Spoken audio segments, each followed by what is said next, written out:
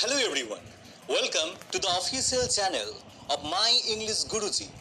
Today we are going to learn about classification of sentences. সবাইকে online ক্লাসে স্বাগত। আজকে আমরা ক্লাসিফিকেশন অফ সেন্টেন্স সম্পর্কে শিখব। তাহলে প্রথমেই লিখি সেন্টেন্সেস।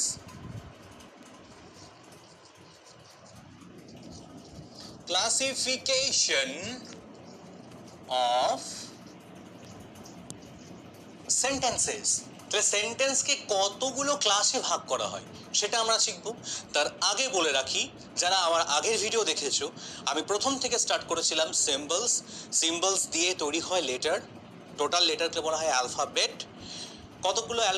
কতগুলো লেটার যদি বসে যায় পরপর, যদি মনের ভাব প্রকাশ করে এবং যদি মানে বোঝায়, তাহলে অবশ্যই সেটাকে আমরা বলা হয় ওয়ার্ড। সবসময় বলছি, word is a group of letters which express a complete sense or a complete meaning.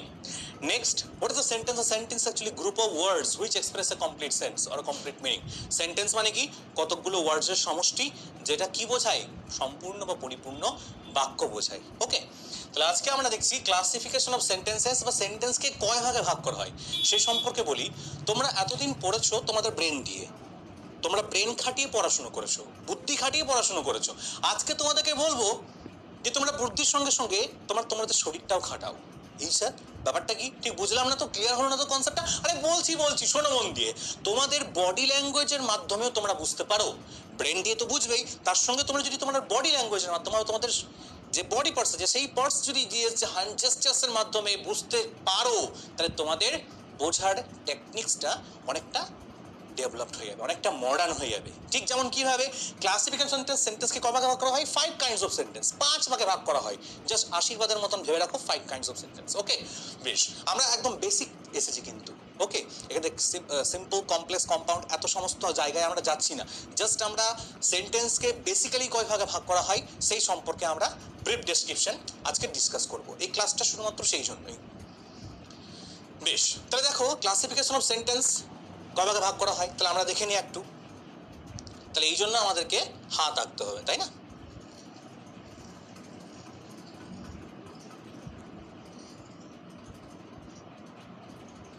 মানুষের হাত। স্যার কি সব কার্টুনের মতন আঁকলেন স্যার? আরে বোঝো না, দেখো দেখো আমরা আসছি অ্যাসার্টিভ সেন্টেন্স,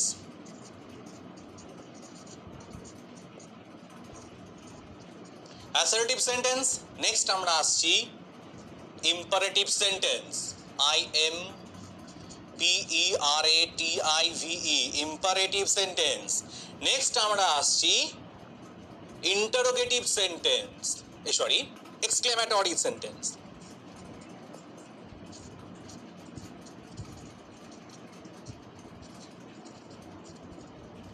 নেক্সট আমরা আসছি ইন্টারোগেটিভ সেন্টেন্স।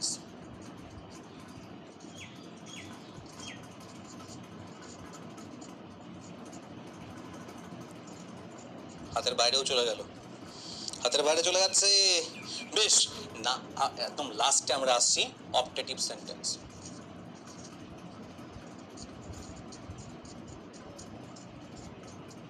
ওকে, আবারও বলছি, প্রথমে আমরা এসেছি অ্যাসার্টিভ সেন্টেন্স, নেক্সট আমরা এসেছি ইম্পারেটিভ সেন্টেন্স, আফটার দ্যাট চলে এসেছি এক্সক্লেমেটরি সেন্টেন্স, তারপরে চলে এসেছি ইন্টারোগেটিভ সেন্টেন্স, নেক্সট আমরা অপটেটিভ সেন্টেন্স। স্যার মাথাটা কেমন ঘুরে যাচ্ছে, সে এতগুলো সেন্টেন্স কিভাবে মনে রাখবো? আরে মনে রাখার চেষ্টা তুমি করো, আমি তোমাকে নিয়ে যাব, এটা মাথায় রাখো। আমি তোমাকে পথ দেখাবো, চেষ্টা তোমাকে করতে হবে। ফার্স্ট আমরা প্রথম থেকে আসবো না। কেন প্রথম থেকে আসবো না তাও বলছি। আচ্ছা, ইংলিশে BLACK, black and white, black and হোয়াইটকে কি বলা হয়?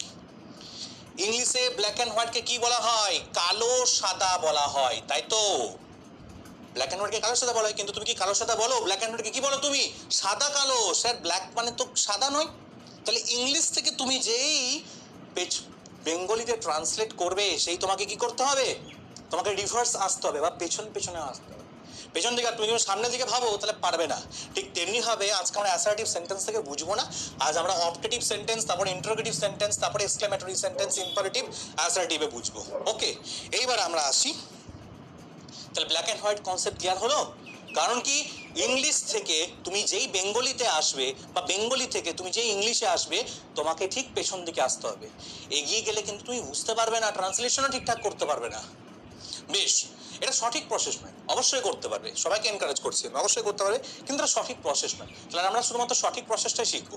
ওকে, বেশ, দেখে নাও, ব্ল্যাক অ্যান্ড হোয়াইটটা আমি মুছে দিচ্ছি এবার। তাহলে সেন্টেন্সের ক্লাসিফিকেশন, সেন্টেন্সকে কয় ভাগে ভাগ করা হয় দেখতেই পাচ্ছ, সেন্টেন্স 5 ভাগে ভাগ করা হয় সেন্টেন্সকে। ঠিক আছে, আমার ড্রয়িংটা একটু ইগনোর করো, জাস্ট কন্টেন্টসটা বোঝার চেষ্টা করো। 5 ভাগে সেন্টেন্সকে ভাগ করা হয়। তাহলে অপটেটিভ সেন্টেন্স মানে কি? অপটেটিভ সেন্টেন্স কি এক্সপ্রেস করে? অপটেটিভ সেন্টেন্স উইশ এক্সপ্রেস করে, ইচ্ছা এক্সপ্রেস করে। ইচ্ছা বা দুই ভাবে, শুভ ইচ্ছা আর খারাপ ইচ্ছা, অশুভ ইচ্ছা, তাই না? বেশ, তাহলে ব্যাপারটা কি দেখো, অপটেটিভ সেন্টেন্স, এবার আমি একটা ওয়ার্ড লিখি, এ এক্সপ্রেস, এই ওয়ার্ডটা লিখি। তাহলে অপটেটিভ সেন্টেন্সে তোমাকে যদি ডেফিনেশন লিখতে দেয়, তো তুমি কি লিখবে? Optative sentence, optative sentence express, কি এক্সপ্রেস করে? উইশ এক্সপ্রেস করে। উইশ মানে শুভেচ্ছা। আজকে তুমি যদি, এবার একটা ক্ষেত্রে বলি, শুভেচ্ছা অশুভেচ্ছা জিনিসগুলো কি, তুমি গুড মর্নিং কাউকে উইশ করলে, বা গুড মর্নিং বললে, বা গুড ইভিনিং বা গুড ইভ বললে, এই ইচ্ছাগুলোকেই বলা হয় অপটেটিভ সেন্টেন্স। এই এক্সাম্পলস গুলোই অ্যাকচুয়ালি অপটেটিভ সেন্টেন্স। তাহলে আমরা এক্সাম্পলস গুলো লিখে নিই। অপটেটিভ সেন্টেন্সের কি কি এক্সাম্পলস আছে বলো? Good morning, good morning sir, exclamation mark. Optative সেন্টেন্সের লাস্টে সবসময় এক্সক্লামেশন মার্ক থাকে। ওকে, আজকে যদি কারোর জন্মদিন হয়, আজকে যদি কোনো ছেলে বা মেয়ের জন্ম হয়, তাহলে আজকের দিনটা তার বার্থডে। আবার বলছি, আজকের দিনে যদি কোনো ছেলে বা মেয়ের জন্ম হয়, আজকের দিন তার বার্থডে। কিন্তু এই আজকের দিনই, মোটামুটি ধরে রাখো, আজ থেকে 2 বছর আগে আজকের দিনে একটা ছেলে বা মেয়ে জন্মেছিল, তাহলে সেটা কিন্তু তার বার্থডে না, সেটাকে বলবে বার্থ অ্যানিভার্সারি।